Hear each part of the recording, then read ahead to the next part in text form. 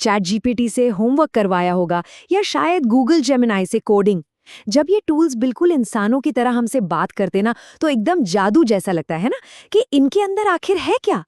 कभी कभी तो ऐसी फीलिंग आती है जैसे गूगल और ओपन एआई ने दुनिया से कोई एलियन टेक्नोलॉजी छुपा रखी हो। पर क्या ये सच में ऐसा है? सच तो ये है कि ये कोई जादू वादू नहीं है। ये बस मैथ्स, डेटा और कोड की एक सिंपल सी रेसिपी है। और मज़ेदार बात यह है कि अगर इस रेसिपी को एक बार समझ लिया ना, तो कोई भी अपने लैपटॉप पर अपना खुद का एक पर्सनल मिनी चैट जीपीटी बना सकता है। तो चलिए आज इसी पूरे रोड मैप को समझते हैं। बिल्कुल वही रोड मैप जिसे दुनिया के टॉप एआई इंजीनियर्स इस्तेमाल करते हैं। हम देखेंगे कि आखिर एआई इस जादू के पर्दे के पीछे है क्या, इसके वो 4 मूलभूत स्तंभ कौन से हैं, कैसे एक कृत्रिम दिमाग बनाया जा सकता है, और फिर सबसे जरूरी, एक मशीन सीखती कैसे है। और हाँ, आखिर में हम अगली बड़ी चुनौती पर भी नजर डालेंगे। तो चलिए बिल्कुल जीरो से शुरू करते हैं।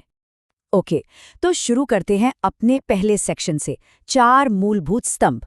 देखिए, अगर किसी को 100 मंजिला बिल्डिंग बनानी है तो वो सीधे पेंटर को तो नहीं बुलाएगा ना। पहले एक मजबूत नींव बनाई जाती है। बिल्कुल वैसे ही एक एआई को बनाने के लिए भी हमें 4 बेसिक चीज़ों की नींव रखनी पड़ती है। और ये है वो 4 स्तंभ। एक प्रोग्रामिंग भाषा, डेटा को आसानी से संभालने के लिए कुछ टूल्स, मैथ्स के कुछ जरूरी कॉन्सेप्ट्स, और हाँ, वो मशीनरी जिस पर ये सब कुछ बनेगा। चलिए एक एक करके इन सबको आराम से समझते हैं। तो सबसे पहली चीज़, पाइथन प्रोग्रामिंग। अब सवाल ये उठता है कि भाई पाइथन ही क्यों? तो इसे ऐसे समझें, अगर किसी को एक चीनी इंसान से काम करवाना है तो उसे चीनी भाषा सीखनी पड़ेगी, राइट? ठीक वैसे ही एआई से बात करने की सबसे आसान भाषा है पाइथन। और घबराइए मत, इसमें कोई बहुत बड़ी वेबसाइट नहीं बनानी है, बस बेसिक सिंपल सी कोडिंग सीखनी है। ठीक है, तो भाषा तो आ गई, लेकिन एआई का असली खाना वो होता है डेटा, ढेर सारा डेटा। और इस डेटा को एआई को सर्व करने के लिए 2 टूल सीखने होंगे, नमपाई और पांडास। इसे ऐसे इमेजिन कीजिए, अगर किसी के ऊपर 1000 किताबें बस ऐसी फेंक दी जाएं तो वो कुछ नहीं पढ़ पाएगा। पांडास और नमपाई का काम बस इतना है कि वो उन 1000 किताबों को एक साफ सुथरी एक्सेल शीट की तरह ऑर्गेनाइज करके एआई के सामने रख दें। और अब आते हैं सबसे बड़े सीक्रेट पर, मैथ्स। क्या किसी को लगता है कि चैट जीपीटी को इंग्लिश या हिंदी समझ आती है? बिल्कुल नहीं। कंप्यूटर बेचारा तो सिर्फ नंबर समझता है, बस 0 और 1। इसके लिए 3 तरह की मैथ्स सीखनी पड़ती है। पहला, लीनियर अलजेब्रा, जिसका काम है शब्दों को नंबर्स में बदलना, सिंपल। दूसरा है कैलकुलस। जब कोई पहली बार साइकिल चलाता है और गिर जाता है तो दिमाग कहता है ना, अगली बार बैलेंस ठीक रखना। बस कैलकुलस एआई को यही बताता है कि उसने गलती कहाँ की है और अगली बार उसे कैसे सुधारना है। और तीसरा है प्रोबेबिलिटी, यानी संभावना। चैट जीपीटी असल में बस गेस करता है कि अगला शब्द क्या होना चाहिए। ये सब प्रोबेबिलिटी का ही खेल है। ठीक है, तो अब कोडिंग सीख ली, डेटा भी सजा लिया, मैथ्स भी समझ लिया, लेकिन ये सब करेंगे कहाँ? प्लेटफॉर्म क्या होगा? इसके लिए सीखना होगा पाईटॉर्च या टेंसरफ्लो। इसे ऐसे सोचिए, आपके पास कटी हुई सब्जियां हैं, मसाले हैं, लेकिन खाना बनाने के लिए गैस स्टोव और बर्तन तो चाहिए ना। पाईटॉर्च और टेंसरफ्लो बस वही गैस स्टोव हैं जो गूगल और मेटा जैसी बड़ी कंपनियों ने हमें फ्री में दिया है, ताकि हम इसके अंदर अपने एआई को पका सकें, मतलब कि ट्रेन कर सकें। तो अब तक हमने अपनी नींव मजबूत कर ली है और सारे जरूरी टूल्स भी इकट्ठे कर लिए हैं। अब हम आते हैं पार्ट 2 पर, एक कृत्रिम दिमाग बनाना।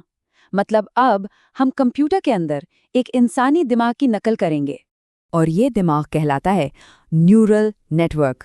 देखिए, हमारा इंसानी दिमाग करोड़ों अरबों न्यूरॉन्स से मिलकर बना है, जो आपस में सिग्नल पास करते रहते हैं। एआई बनाने वाले साइंटिस्ट ने क्या किया? उन्होंने बिल्कुल इसी डिजाइन को कंप्यूटर में कॉपी कर दिया है। That's it. इसे ना एक कंपनी की तरह समझिए। कंपनी में क्या होता है? कुछ वर्कर्स होते हैं जो रॉ मटेरियल यानी डेटा लाते हैं। फिर कुछ मैनेजर्स होते हैं जो उस डेटा को प्रोसेस करते हैं, एनालाइज करते हैं। और आखिर में एक बॉस होता है जो फाइनल डिसीजन लेता है। बस यही पूरा सिस्टम न्यूरल नेटवर्क कहलाता है। लेकिन सवाल ये है कि ये सारे न्यूरॉन्स आपस में बात कैसे करेंगे? इसके लिए हमें वेट्स और बायसेस को समझना होगा। मान लीजिए कोई एक नया मोबाइल खरीद रहा है। उसके लिए कैमरा बहुत जरूरी है, तो कैमरे का वेट हो गया मान लो 80%। लेकिन बजट सिर्फ 20,000 रुपए है, ये हो गया उसका बायस या लिमिट। एआई भी बिल्कुल ऐसे ही वेट सेट करता है कि किस डेटा पर ज़्यादा ध्यान देना है और किस पर कम। और अब आते हैं एआई के डिसीजन मेकर पर, इसका गेटकीपर, द एक्टिवेशन फंक्शन। देखिए, जब एआई के पास बहुत सारा डेटा आता है ना, तो वो कंफ्यूज हो सकता है। एक्टिवेशन फंक्शन बस उसे इतना बताता है कि कौन सा डेटा आगे भेजने लायक है और कौन सा कचरे में डालना है। सिंपल। जैसे स्कूल में पास होने के लिए 33% मार्क्स चाहिए होते हैं, उससे कम तो फेल, बिल्कुल वैसा ही। तो हमने दिमाग बना लिया, उसके न्यूरॉन्स को बात करना भी सिखा दिया। अब आते हैं सबसे इंटरेस्टिंग हिस्से पर। एक मशीन आखिर सीखती कैसे है? ये दिमाग गलतियों से मास्टरी तक का सफर कैसे तय करता है? इंटेलिजेंट कैसे बनता है? इसके लिए 2 कॉन्सेप्ट्स को समझना जरूरी है। पहला है लॉस फंक्शन। इसे समझाने के लिए एक सिंपल सा एग्जाम्पल लेते हैं। मान लीजिए एक बच्चा मैथ्स का टेस्ट दे रहा है। उसने 10 में से 4 सवालों के गलत जवाब दिए। अब टीचर क्या करेगी? लाल पेन से क्रॉस लगाएगी। एआई की दुनिया में टीचर का ये लाल पेन ही लॉस फंक्शन कहलाता है। ये बस बताता है कि एआई कितना गलत है। और फिर वो बच्चा घर जाकर अपनी किताब खोलता है और अपनी गलतियों को सुधारता है ना? बस एआई जब पीछे जाकर अपने कोड को, अपने वेट्स को सुधारता है, तो उस प्रोसेस को कहते हैं बैक प्रोपगेशन। और इसी तरह हजारों लाखों बार टेस्ट देकर और अपनी गलतियों को सुधारकर एआई धीरे धीरे परफेक्ट बन जाता है। तो अब हमारे पास एक ऐसा दिमाग है जो सोच सकता है और अपनी गलतियों से सीख भी सकता है। लेकिन रुकिए, कहानी यहाँ खत्म नहीं हुई। अब हम आते हैं अपने आखिरी सेक्शन पर, अगली बड़ी चुनौती। हमने अब तक जो बनाया है वो एक सोचने वाला दिमाग तो है, पर इसमें अभी भी एक बहुत बड़ी कमी है। देखिए, आज हमने आधी जंग तो जीत ली है। हमने पाइथन का बेस समझ लिया, डेटा को ऑर्गेनाइज करना सीख लिया और मैथ्स के उस सीक्रेट सॉस को भी देख लिया जो मशीन के अंदर न्यूरॉन्स को जिंदा करता है। मतलब हमने अपनी मशीन का एक सॉलिड दिमाग तो खड़ा कर दिया है। लेकिन अब सबसे बड़ा सवाल, इस बेजान और गूंगे दिमाग को हम इंसानों की तरह बात करना कैसे सिखाएंगे? ये हमारी हिंदी या इंग्लिश को समझेगा कैसे? और सबसे जरूरी, ये सिर्फ सेंटेंस पूरा करने वाले रट्टू तोते से एक असली समझदार क्रिएटिव चैट जीपीटी बनेगा कैसे? अगले हिस्से में हम गूगल का सबसे बड़ा सीक्रेट जानेंगे, ट्रांसफॉर्मर आर्किटेक्चर।